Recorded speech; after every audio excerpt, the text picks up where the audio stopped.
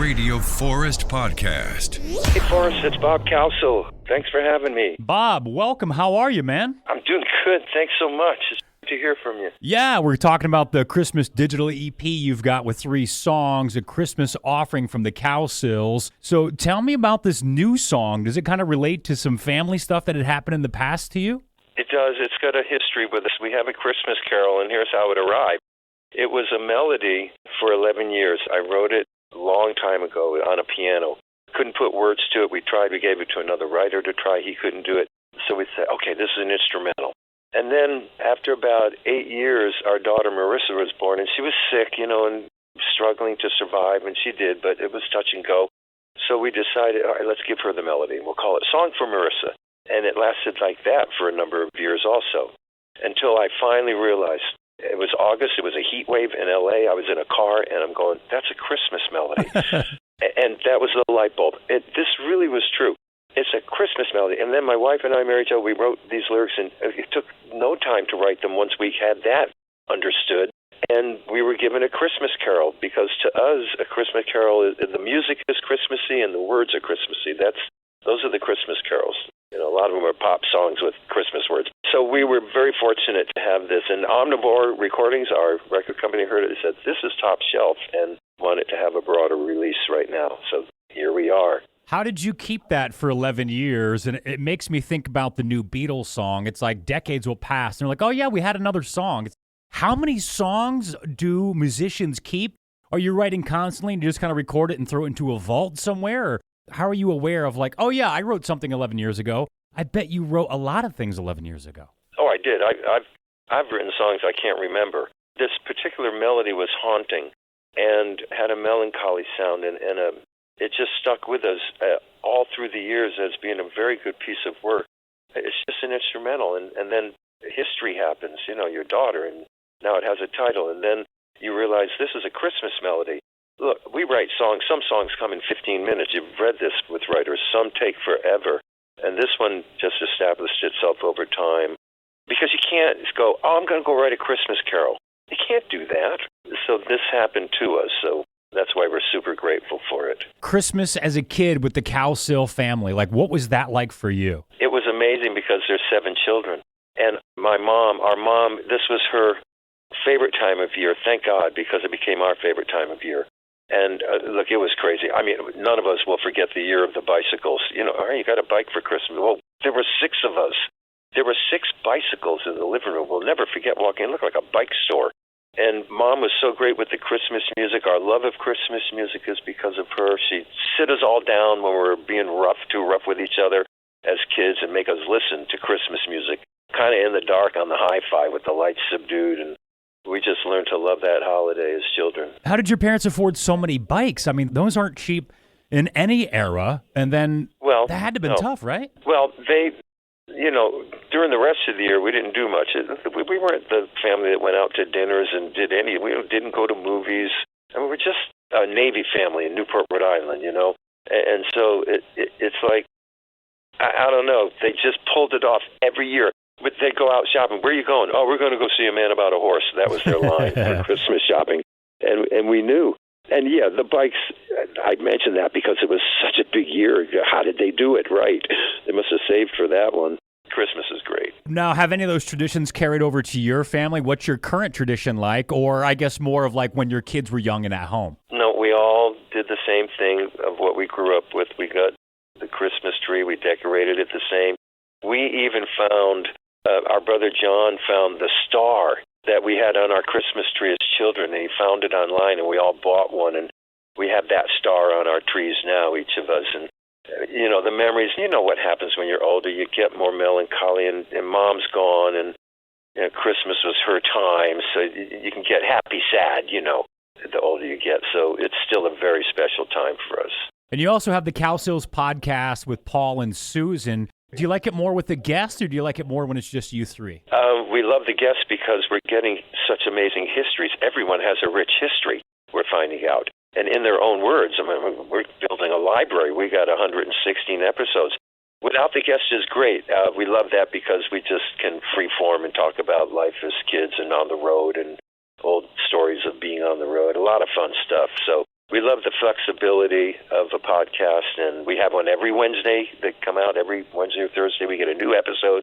But we still love radio. We're radio fans. And do you book the guests yourselves, or do you have somebody that kind of takes care of that for you and like, hey, I've got this person, and you guys say yes or no, or do you reach into the contacts the three of you have? It can kind of happen either way. I book the guests, but for instance, if we're going on the Flower Power Cruise in March and there's 30 rock bands on there, well, that's a minefield for guests for the podcast. So, yeah, anytime we're in a position where we can talk to someone, hey, we have a podcast, and everyone loves to do podcasts. We do them.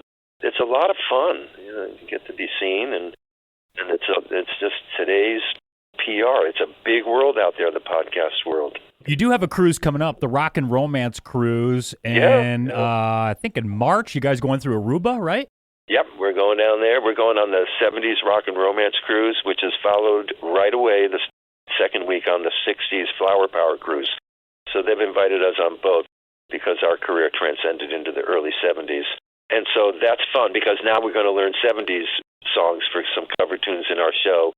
Because you go on these cruises, we know what they want to hear, not your new song, So we play that game with our audience, and we're fine with it. So tell me what's made the final list. Dragging the Line, Country Roads, I Think I Love You, Horse with No Name, Who Will Stop the Rain, or Let It Be? Which one's made it? They're all going to make it, all of those, and including Good Times Roll by the Cars, Heat Wave by Linda Ronstadt. We are having fun learning songs we've never played before. And we learn them like the recordings. We're true to the recordings. We clone them. We're like a tribute band. So, because you record the podcast in different places with your brother and sister, so do you practice remotely? Do you get together once in a while? I mean, you've got the cruise coming up, so you got to be ready. So how do you prepare these songs you've never played together? Because one or two of you might have played them live or sang them live, but how do you figure out who's doing what? Yes, I understand. We will rehearse starting this month remotely. Since we have till March to learn about 10 to 12 songs remotely. Then the New Orleans group, that's Susan and Mary and Russ, they're the drum, bass, and Susan. They'll rehearse segment-wise. I'll rehearse with Ryan, our keyboard player, my son, and Brendan, segment. And then we're meeting before the cruise 3 days at Susan's in New Orleans to have the group rehearsal for 3 days. That's how we're going to run that. Now, on the Rock and Romance Cruise, I know it's Foreigner, Don McLean, Randy Bakeman, Dave Mason from Traffic. You've got War. Who are you most excited to either meet back up with or kind of watch for the first time? Well, I am excited to see Don McLean because being a pub singer for 28 years, which I was in Woodland Hills, California, at the same pub, Pickwick's Pub, I sang American Pie more than Don McLean sang American Pie because I had to do it every night. And he did too, but he didn't do 5 nights a week. I did. But I would just let him know, and I have a very interesting story I can share with him. I was in an office in New York City before American Pie came out, and I was played American Pie by the executive who was in front of me and asked my opinion, and I said, it's too long. I was wrong. It went out, and even though it's 7 minutes plus, it didn't matter because it was such a great recording. But I'll never forget saying, it's too long. I'm from the 3.5-minute world, This is the 60s, 70s, Well, since you'll be playing so many shows in the cruise, I wonder if that conversation goes well. Maybe you could get on stage and sing that with him. That would be cool. Oh, my God. Anything can happen on the cruises, people. If you go on them, you know this. It's that the fans and the groups are together visiting each other the whole week, and access is 100%. And you do get the best conversations, and you get to talk to people you never got to talk to before. So have you had the little tiny rooms with just the porthole? Have you gotten the big room that has a deck? Have you been in all of them? Yes, we are fortunate to get rooms with decks, and I will be candid that I'm the guy that has to wear the scopolamine and get seasick, and so I need the deck. And so we do get that. Now, other band members are in the smaller rooms, but their attitude is they tell me, hey, we don't want to be in those rooms. They get up and get out onto the ship and the pool and all the things these cruises offer. You don't need to be in your room. But, we're older now, so I like a little room time and a deck to watch the ocean, so We're very fortunate in that. I lived in the Midwest for quite a few years, and where I was, Branson was the destination. A lot of my friends went there. They'd spend weekends there. I know you've played there quite a bit. Tell me about the draw of Branson as a fan, and then also what it's like to be as a musician playing there. Well, we just recently, last Christmas, spent 6 weeks at the Andy Williams Moon River Theater in a Christmas show, 6 nights a week, and I guess that's a residency. And it's great because Branson is all about the Christmas shows. Branson is Christmas in November and December. You play every night, but, they go there looking for shows, looking for the concerts. It's focused around that. I remember the heyday of the country western groups in Branson. They just ran that city for a long time. Thought they were going to give it over to the boomer groups, but that never happened. Yeah. But that's okay, because right now, Branson is a special place. You go there to perform, and the audiences go there to see performers, and that's the arrangement, and that's what's going on in that town, and it's pretty cool that way. It's like a cruise on land. I think this year at the same time, I think the Beatles and the Stones were both on the top of the charts. How does it make you feel as a musician with some history? Do you feel like more confident, like I don't have to wear whatever the new kids are wearing or try to listen to whatever the new sound is? I can just be me and play the stuff that we love? Well, that's what we do. You're right about that. That's a good pickup because, look, in our history, many times we've been out of touch with what was going on. I mean, we're recording an album in the late 70s, and we're so unaware of disco that's coming down everybody's neck, and we come out with our record and go, this isn't disco, So we've been out of step before, but you have to be true to what you are and who you are. We're the Cowsills. We're a family group.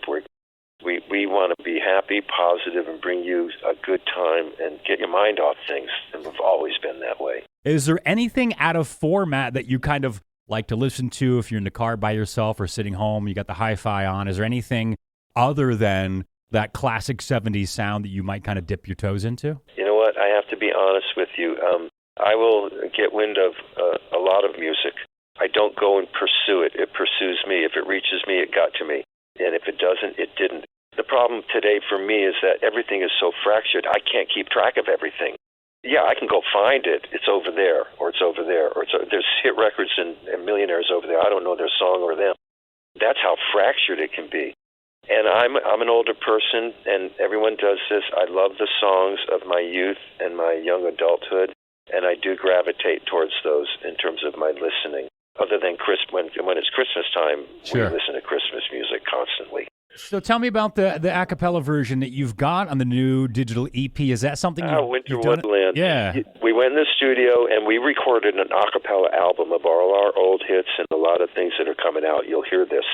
Before we were done with those sessions, we were having so much fun. We said, let's do a Christmas song. It was in the spring last year.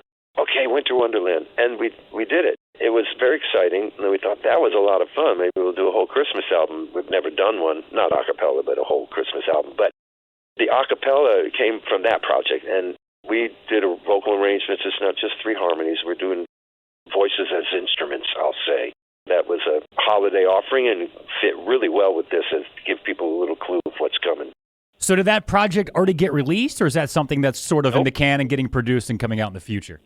It's coming out. Omnivore Recordings has gotten wind of it, and they love it, and they think it's one of our best pieces of work, so this is coming out. But we have a Christmas offering right now, and Rhythm of the World came out this year. We're working that, so we have a lot going on. And they're going to re-release an old album of ours called Global and Cocaine Drain and this a cappella album. They are all in Omnivore. So a Christmas offering from the Cowsills. Explain real quick where we can get that, because it's digital only. There's no physical copy. I heard you might have ripped yourself off and got a physical copy. But how do people get this? Yeah, everyone's allowed to do what they want. We don't care. We're from the old school, but it's digital. It's just streaming. You can get it on Omnivore Recordings, Cowsill.com, Cowsils Facebook, or any of the streaming places that'll get out there. It's digital only. This is for a couple of months. We know everything stops December 26th, and we get that. When you have a Christmas carol, which to us is being born this year with Christmas time, it's an annual event. So next year we'll be back with it, and next year, and it can grow. So we're very excited about it.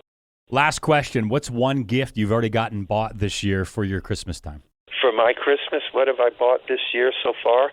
Well, we added some stations to our cable for ourselves. We did that. I'm at the age where I give gift cards to the kids. Sure. We have 5 kids and 9 grandkids, so we're very busy. And my wife is very busy shopping for them. So the grandkids especially, you know about that. So it's a lot of fun.